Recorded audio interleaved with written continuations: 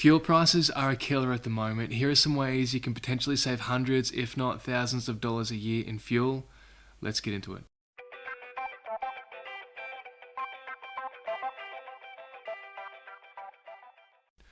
Hi everyone, it's Jordan here from Frugal Flannel. I've got 11 tips on how you can potentially save hundreds, if not thousands of dollars a year in fuel. Let's get into it. Tip number 1, avoid idling the car or warming up your car.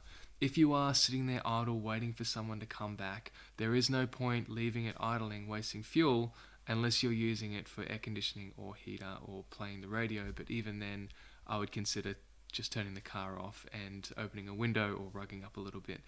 Additionally, warming up your car, the same thing. If it is a modern to new car, it more than likely doesn't need warming up. However, if it is an old car, you probably do need to warm it up, so consider your options there. Tip number 2, avoid the rush hour traffic. Plan your trips accordingly so that you can have a smooth trip into town.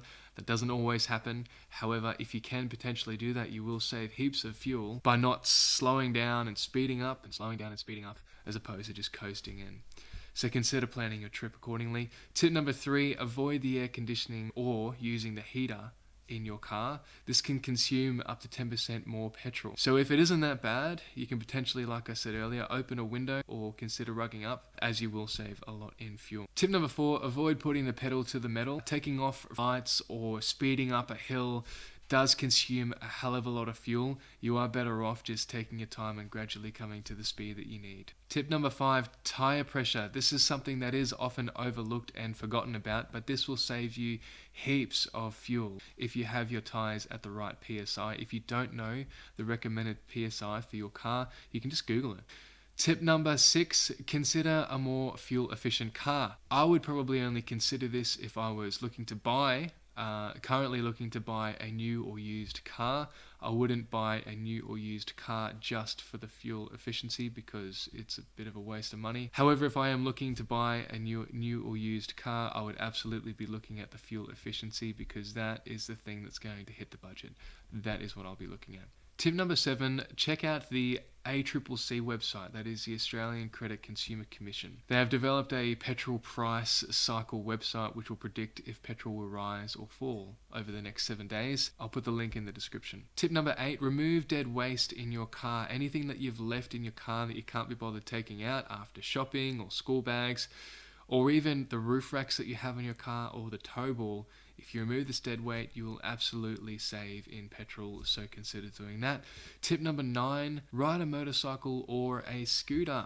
I know that might sound a bit scary to some people, but for instance, a scooter is not hard to ride and not hard to learn. It is just a throttle and a handbrake. That's it. You'll save up to 75% of petrol. Tip number 10, download the Petrol Spy app if you haven't already. It displays all the petrol stations and their prices in your area and beyond, so you can plan your trip accordingly as opposed to rocking up to your destination and trying to find the nearest petrol station and potentially risking paying the highest price. This will save you hundreds of dollars a year in fuel. Lastly, tip number 11, but before I get into it, if you have enjoyed this video so far, please consider giving this video a like and subscribing to my channel. It'll help the channel out heaps. Right, so let's get into it. The last tip is the My 7-Eleven app. This allows you to lock in the current price of the mobile petrol stations in your 25-kilometer radius, and you can lock in the current price up to $250 for 7 days. So if you do have a full tank of petrol, when you see that the prices have dropped, you can quickly lock that price in on the My 7-Eleven app and you'll be able to keep that price for 7 days. That way, when you do run low on petrol, you can fill up.